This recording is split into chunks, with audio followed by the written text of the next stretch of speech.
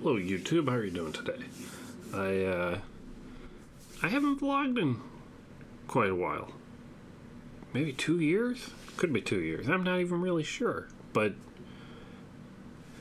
do I have a lot of shadow over here? Is this too little light over here? Oh, that's too much. Anyhow, I figure I've got this really cool prototype of a new revision of the JC Pro macro pad here. It's an 8-button macro pad with an extra button key. Do you call these keys, Judy? I think we can call them keys. 8-key macro pad with a little button for switching modes and a big old rotary encoder over here. I'm not allowed to tell you what's special about this one yet. It's a secret. You could probably figure it out, but I don't know.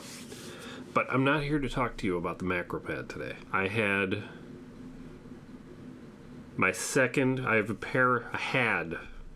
past tense, Judy. I had a pair of half terabyte SSDs in my desktop, and the second one, the cheaper one, the crummier one, started acting a little weird last week. And I did a little investigating, not so much investigating the failing SSD, but I noticed that I installed Ubuntu on my desktop in 2012, and I've been upgrading it ever since, and it's a couple of releases behind because I've been busy.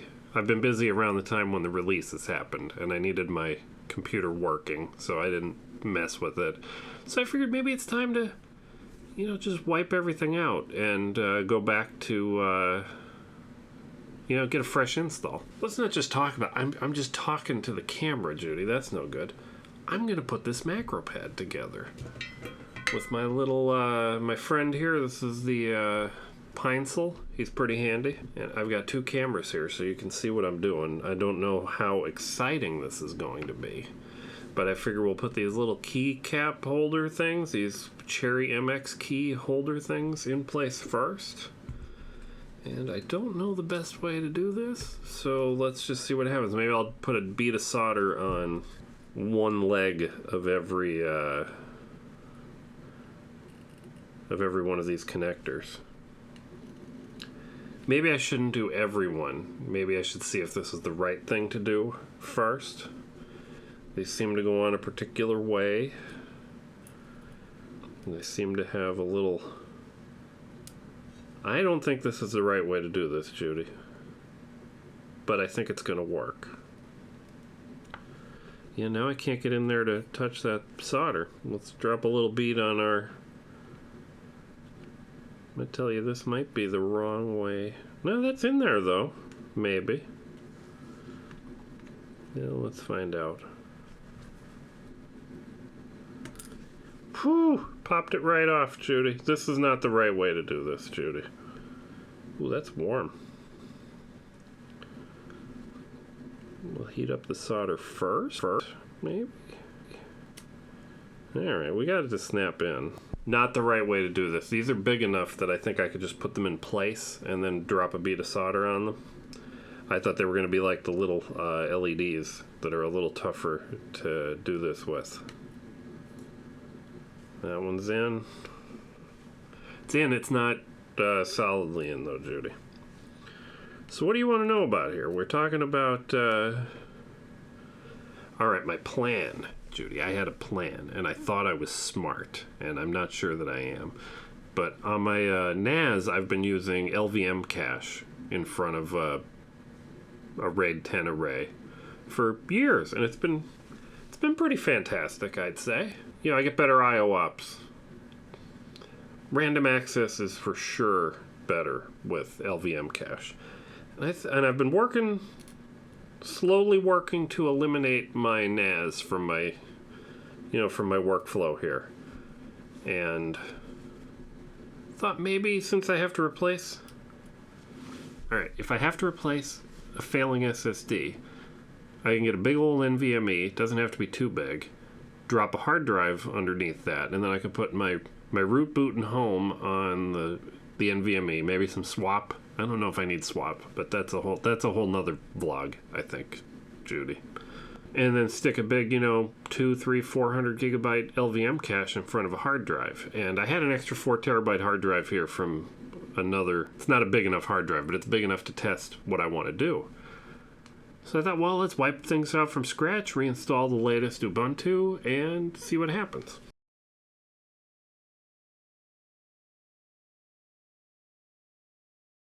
I'm going to spin these. I'm right-handed, so if you spin the board around, you can still attack it with your right hand, which is handy. So 2 things happened when I installed the beta. No, we weren't even up to a beta yet, but I installed a nightly build of Ubuntu 22.04 because April is, well, it's here now, but when I started this project, April was a-comin'. And I didn't want to upgrade from 21, whatever the number is, Judy. This is hard to think and solder at the same time. So do you think I have to go back and hit the first side of all of these? Oh, we should hit all of them, though. I didn't do 2 of them here yet, Judy. How do you know if we used enough solder, Judy? We don't know. All right, this is where things got weird. Normally, I would be excited to put Lux encryption underneath, put LVM on top, and then slice and dice that for root, boot. Well, boot, it won't be encrypted, but for root and home or just one big partition, that'd be fine. Seems great. Seems like a great idea. The Ubuntu installer, the manual partitioner, would not let me... It wouldn't let me do LVM and Lux at the same time at all. And that bummed me out, so... Figure, well, we'll just sneak by. I'll just make a little, 200-300 gigabyte partition for root and home, and then we can LVM the rest up later. No big deal. So I do that, I get installed, and then I notice Firefox isn't working. I just, I click on it, and it just didn't open. And it's Ubuntu that I'm using, not plain old Ubuntu. That's not terribly relevant here. And when I went to check to see if it was installed, apt was telling me that Firefox was a snap. And I was like, oh, I don't know how I feel about this. And it was being problematic, and I forget what this was 3 weeks ago, I think, Judy, so I'm not going to get all of this stuff right. But for a couple of years, I've been thinking maybe it's time to give Debian a try again. I used to run Debian back when it was Potato was the latest Debian release, and it was getting long in the tooth, and then Ubuntu showed up with their 6-month release cycle, and that was just like, heck yeah, 6-month release cycle. But more things are moving from apt to snaps, and Ubuntu is diverging a lot from Debian, and maybe it's time to go back. So I fired up the Debian installer. And now I'm going to see how I put these LEDs on the board while I, if I can get one going.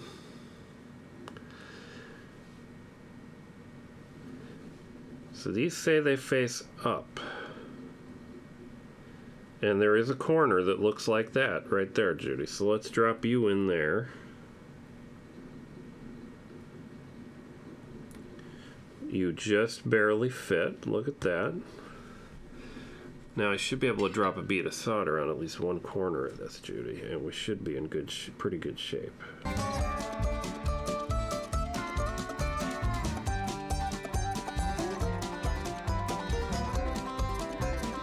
Most of the LEDs, there's one for every key, and then there's 4 that just face down for the undercarriage. Like the neon lights we used to put on Japanese cars when I was younger. I never did that. My cars are always all go, no show. I don't care what they look like. So Debian I think it did let me do what I wanted to layer my LVM and my... But there was something wasn't right there in the Debian installer either, and I'm having trouble remembering what that was. Because since I want to use lvmcache, the plattered hard drive is going to be encrypted, so I don't want to encrypt that piece of the LVM that has the LVM caching on it, the SSD cache. So, because the NVMe can do about 3.5 gigabytes a second, and that's a lot of decryption and encryption to be doing. But I muddled my way through the Debian installer. It was just like it used to be back in 20 years ago. It was fantastic. I was very happy with that. Then I started trying to get all my software to work. And holy crap, Judy.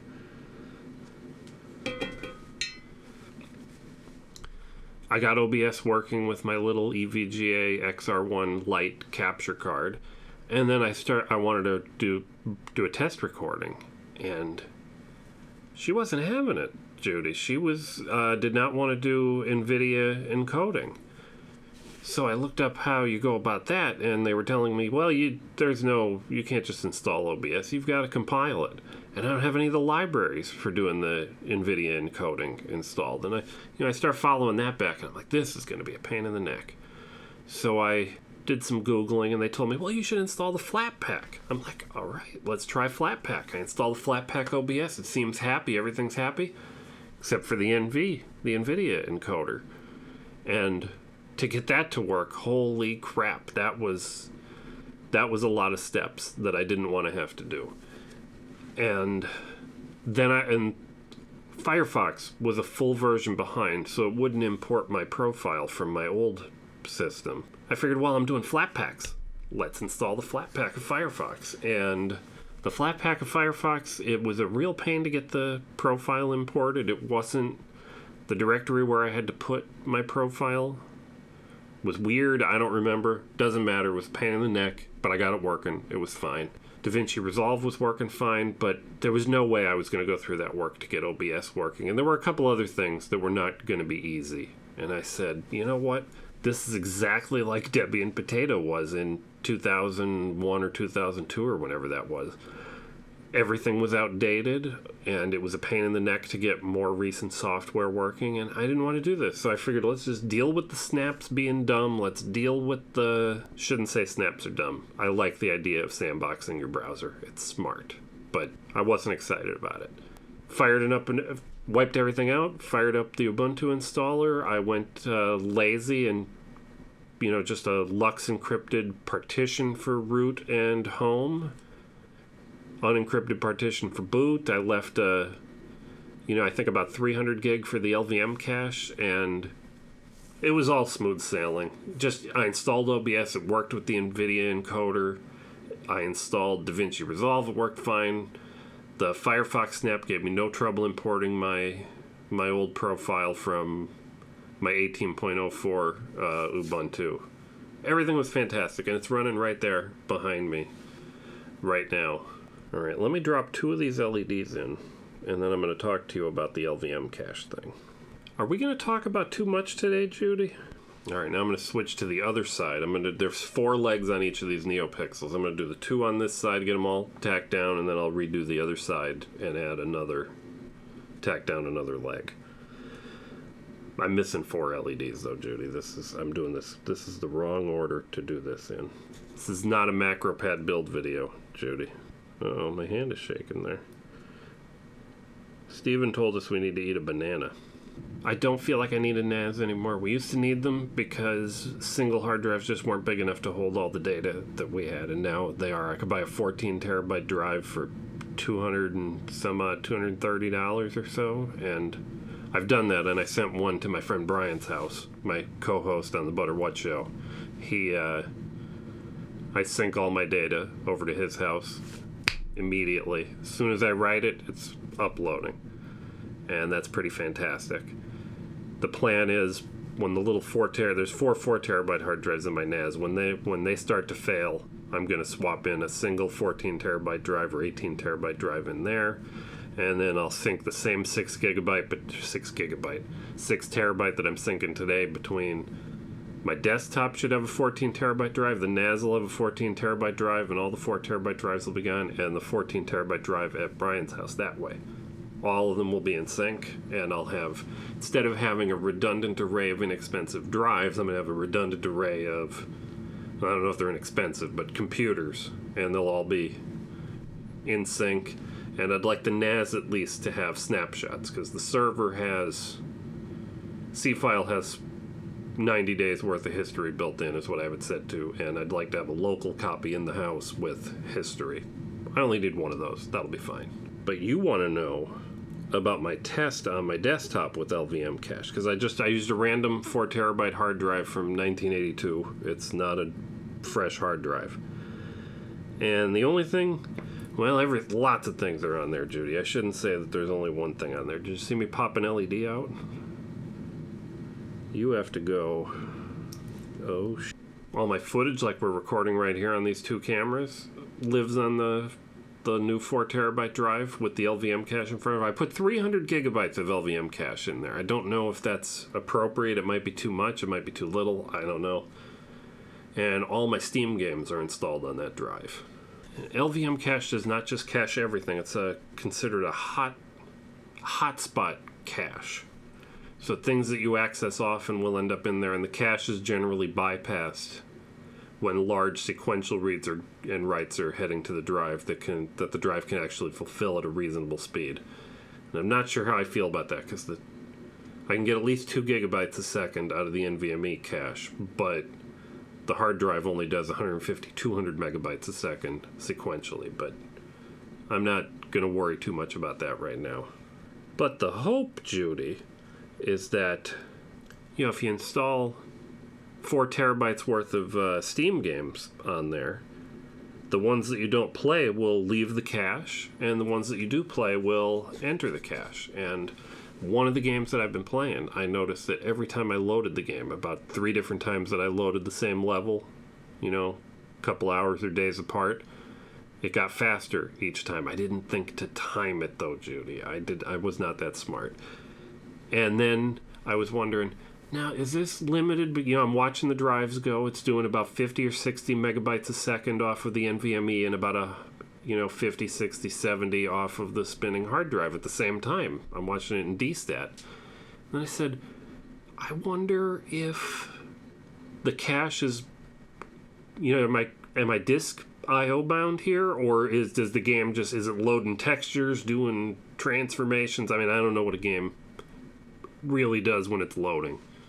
So I copied the entire game to the NVMe, did some symlink magic, and I fired the game up again, and it loads precisely at the same speed off of SSD and NVMe with no memory cache.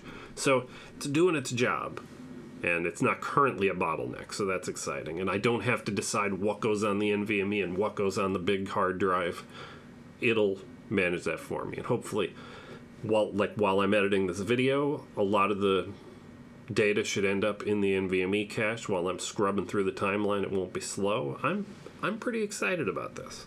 All right, we have all of the keycap, the cherry key doodads installed that I can't say what they are. All of the LEDs look installed. Wait, I don't see much solder in this corner. I'm gonna drop a little more on there. But what we've got here, I've not had one of these. I have 3 of Jeremy's macro pads, 2 of the original small ones and 2 of the big ones.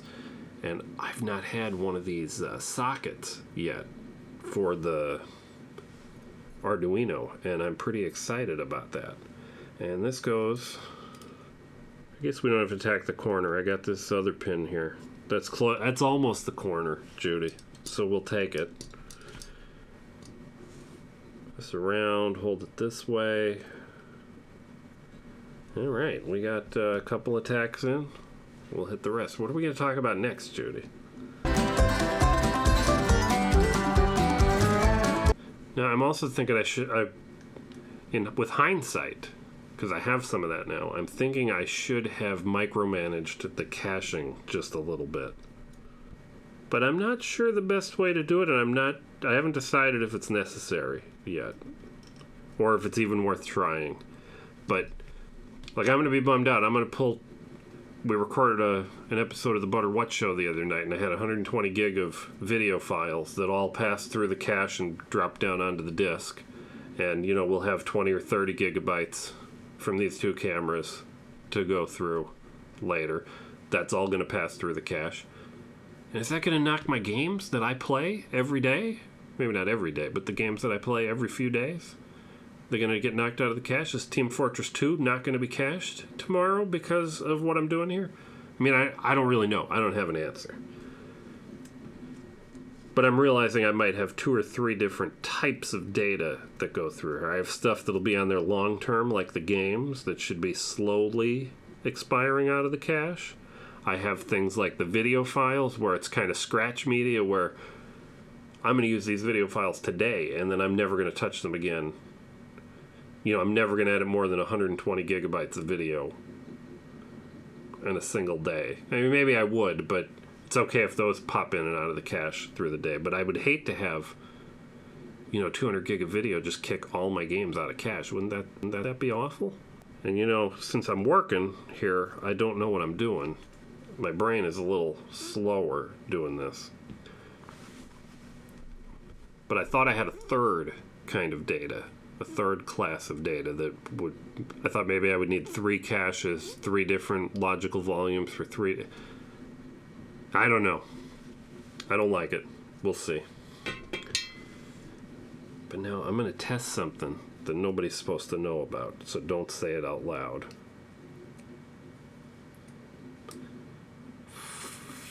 Farts, yeah. Got a key on there. We're not ready to put keys on here yet, Judy. Boy, geez, they're in there. I have in a drawer here some rotary encoders. Do you think I know which drawer they live in? Here they are. We have to send Jeremy a message. We have to complain to him on the next podcast we record that I should have done this in a different order. The legs on these suckers do not ship straight. But they're pretty easy. Just get them in there. Oh, we'll be able to get that.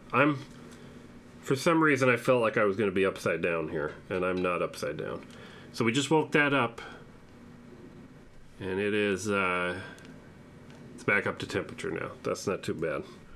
The little Pinesel, she goes to sleep when you're not using her.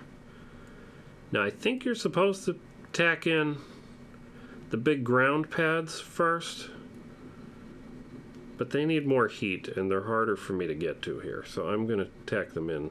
Maybe not last, but they're surely not going in first. I should be doing this where the camera might have a chance of seeing it. Alright, that's in. I need push buttons, Judy. I need 2 push buttons. Do they live over here, or do I have to get them out of my tackle box? I think I have to get them out of my tackle box. Do you guys have a tackle box with all your components in it? Your Arduino electronical components? Push buttons are pretty easy. You just pop them in and they stay put. I'm a little tempted to put the reset button underneath so I never accidentally hit it. Maybe I will. If that's a bad choice, I can fix it later, Judy. Because we have here a soldering iron.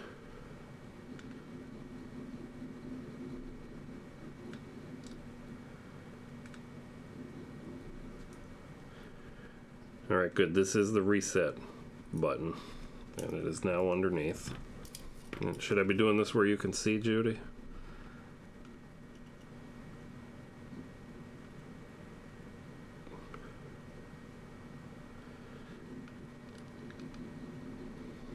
You can see when it wobbles when I'm pushing the solder, it's because I'm not patient enough to wait for it to heat up, and I'm pushing it in to see if it'll melt, and it's pushing the whole thing around, which is fine.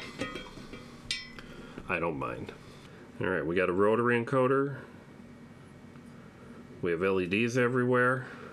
I think I need a pin header for the Uber lights, but we can come back and do that later, Judy. Now I have Jeremy sent me one of the new micros with the USB-C, but I have an older Pro Micro with a micro USB because there's a cable already on my desk to plug this into, and that's what I would prefer to use right now. So we're just going to push him in. Holy potatoes. Just going to push him in. How do you push it in here?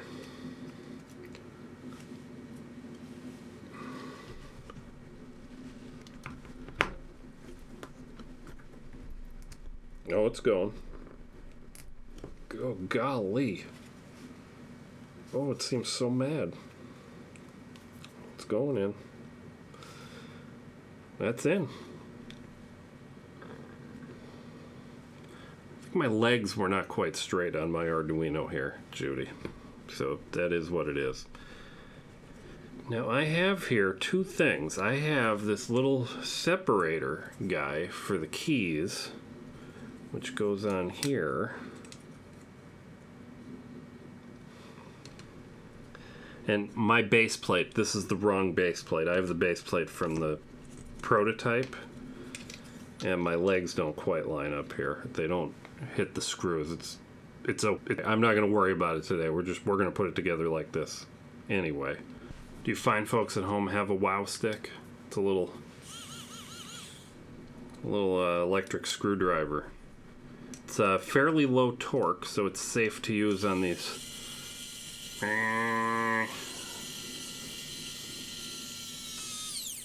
Safe to use on these tiny components.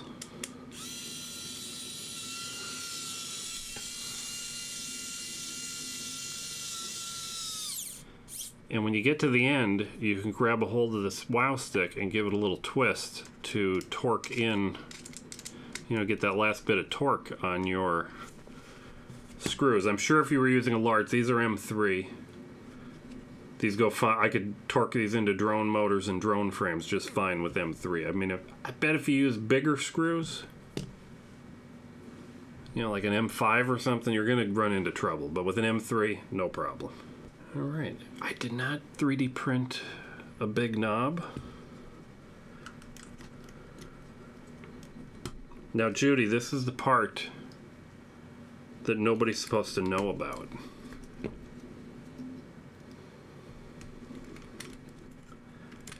And I'm pretty excited about it.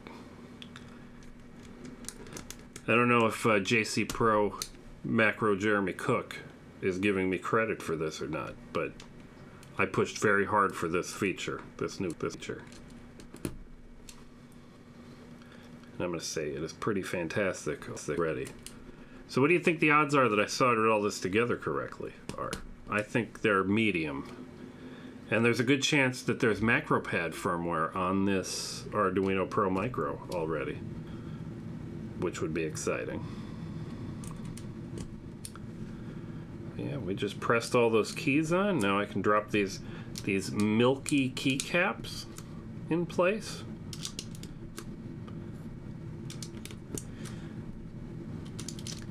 And I'm going to go over yonder and I'm going to steal the big old knob off of my number 1, about to be number 2 macro pad. Piece of cake here, Judy. We just line that up, drop it on, and we have a mostly correct. You can see where it's a little trouble there, Judy. A little trouble. That's my problem. I'll fix that. I'll either 3D print a little doodad for here, or I'll cut my own new base. But this is the JC Pro Macro Pad in green, which is rare. How many keys are there, Judy? 8 keys. The one mode button that's hiding here because I use a big knob. The rotary encoder is a key when you click it, and it's a key when you go up and down. And these are available in Jeremy Cook's Tindy store, and they're pretty awesome. I don't know the price anymore. I'm confused ever since the Kickstarter ended, but yeah, this is pretty cool. What do you guys think? Did I tell you enough about Debian? Let me know if I didn't tell you enough about Debian in the comments. Let me tell you why you should leave a comment and tell me all the things I messed up in telling you about Debian and Ubuntu and lvmcache and whatnot. I figure when I know more, I'll do a write-up on the blog about how the lvmcache is working out.